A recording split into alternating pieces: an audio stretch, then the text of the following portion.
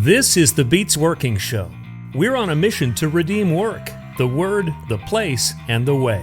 I'm your host, Mark Wright. Join us because getting paid to practice beats working to get paid.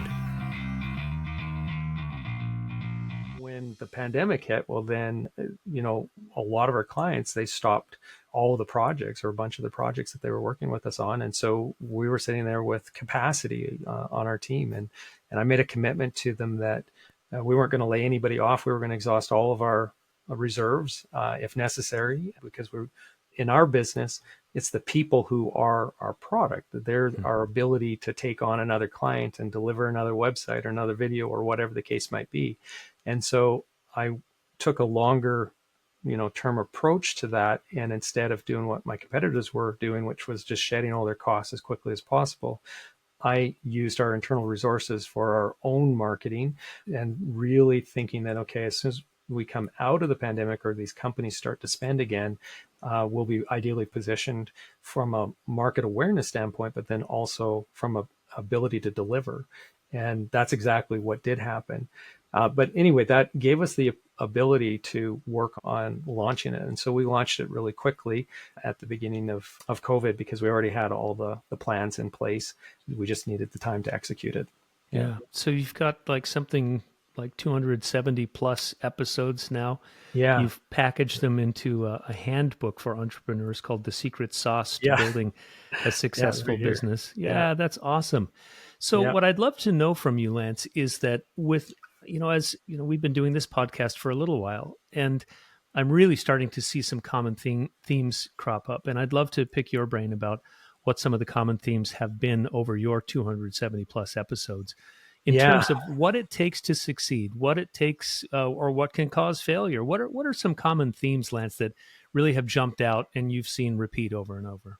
Yeah. It's been really fascinating because we've interviewed people from 7 or 8 different countries, and it's been in all different kinds of businesses and all different stages of business. So from really early stage startups who, haven't even received their first round of funding to, very seasoned, massive multinational organizations.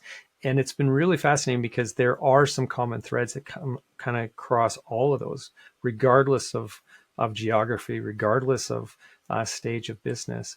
And the ones that, really come to mind for me, the most prevalent are the ones that I struggle, I think, also with the most. And that's one of the big ones that is on the top of my mind because I'm trying to revamp our systems internally is just how do you systematize your business? How do you create systems that are going to allow you to really grow the people, the talent part of it, but then also the operational side and so on. And at different stages of business, your systems need to be reworked because they break. And that's exactly what happened last fall, actually, for our company. And so we've continued to grow at a nice pace, and we just keep getting to different size thresholds that then have our systems, or we find our systems just not to be effective. And so you're always working on that. But that's the companies, the entrepreneurs who really focus on the systems tend to be more successful from what I can tell. The other one is finance, having an eye on the money and cash flow and so on. And that became so apparent during COVID. I mean, cash flow was such a difficult thing to manage just because there were so many things that just got stopped immediately. And so if you didn't have a really good handle on how to manage your cash in your business, it was going to kill your business potentially. And again, from my experience with my business, when you have rapid growth at different phases, that can be a real strain on your cash because when it comes to most businesses, except for software as a service type business where there really isn't an incremental cost to each additional unit that you're selling. So outside of that, most other businesses have incremental costs. But the problem with it, especially in a people business, so a service-based business like ours is that our costs go up in headcount, right? And so they go up in a stepped ladder, so to speak, or stairs up and to the right, where your revenue is on a line that usually goes up, on a linear. And so sometimes on that step, you're above and sometimes you're below the break even apart in terms of revenue versus your expenses coming out, because before you can, perform the service, you need to have the capacity, you have to have the person, so you have to hire them before that comes in. And so it's just this constant chase there of trying to get your costs aligned as much as possible. So that's the other one. So, when I talk to entrepreneurs, that's what they'll say, is that oftentimes they'll say, my financial understanding wasn't as good as what it should have been. I didn't set up my financial side of my business well enough.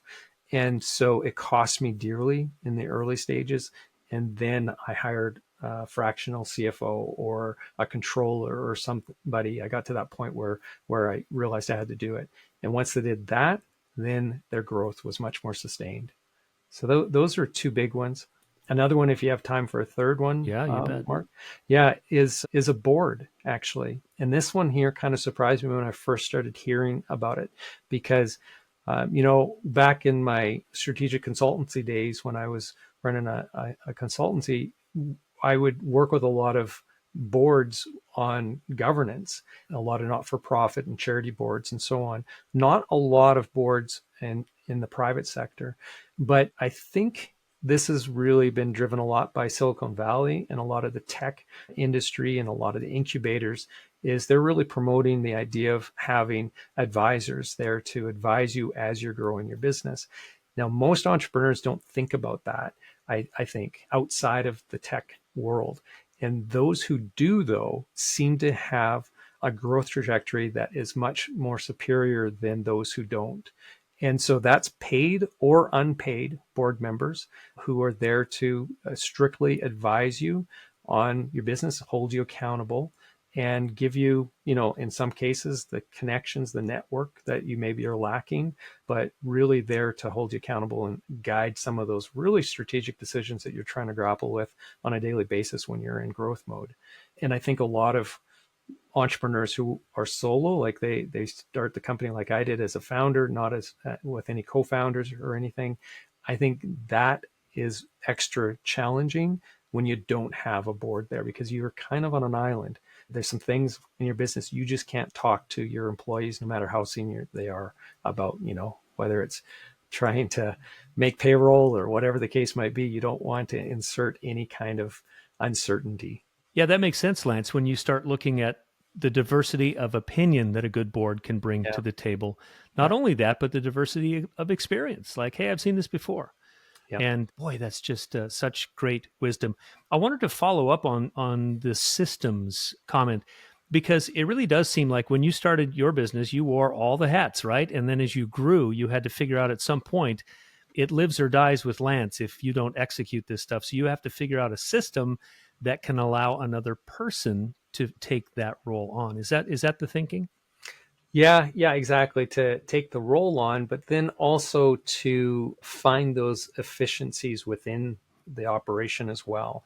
And that's an area that, especially when you're a smaller organization and you are wearing a number of hats, you get into that doing things just the way that you've always done it kind of pattern. And so I think it's really important for us to always be taking a look at those processes and trying to identify a better way of doing it. And the analogy that I always talk to my team about when we talk about being more agile with the way that we approach our business is there was this consultant that came into this organization, and they were talking about agile work practices and so on. And so he did this workshop, and then one of the exercises in the workshop was creating eggs, and these are just paper eggs. Okay, so it's an egg that has a particular design on it. Think of like a picture of an Easter egg or something like that, right? So it might have a squiggle down the middle of it. And then some other eggs or maybe have a star on them or whatever. But you have to cut them out of paper and you have to put the design on them. And that is the assembly of the eggs. And so he broke this group of people from this company into groups of 4. And he had multiple. So I think they had like 20 or 30 people there. So he had, 5, 6 different groups of 4. And each of them, he said, okay, so this is what you're going to do. Where I'm going to time you. I'm going to give you a minute. And you try to produce as many eggs as you possibly can in that minute. And so they produced their eggs, and he then had them count it all up after the minute. And, some got 20, some got 22, and others got 30 or whatever, right? So there was some variability there. And so he said, okay, so now what I want you to do is talk amongst your groups individually and try to figure out, is there different processes or systems that you could put into place that could increase your output, right? And so they did that. And sure enough, the next test of a minute of production, they were able to increase to 30, 40 or whatnot, and they were all feeling pretty proud about that. And then he said, okay, so let's, as a large group now, let's talk about and see if we can learn from each other different ideas. And they did that, and then they ran the test again for another minute, and the results improved. At the end of multiple iterations, they were producing more than 100 eggs in each of the groups. And so a massive, massive increase in terms of the output. And had they just stopped, as so many of us business people do, with doing it the way that we thought was the best way when we first started doing it, they would never, ever have achieved this massive multiple in terms of productivity increase and efficiency in that, right? Which has a dramatic increase on or impact on your business. And so that's what I think when I think about systems, I think about everything with regard to the business, every aspect of it, whether it's the way that we hire people, the processes we use for training people, the way that we review the work that we're doing, the actual work itself. There is always going to be some way that we can improve that. And as a leader, I think we really need to empower our teams to figure out what those are, because I don't have the solutions, because I'm not in the weeds on that stuff. They're the ones who have the solutions. We just have to empower them to be able to break things and reinvent the way that they do things, and not hold on to the way that we do it as being the mantra within the company.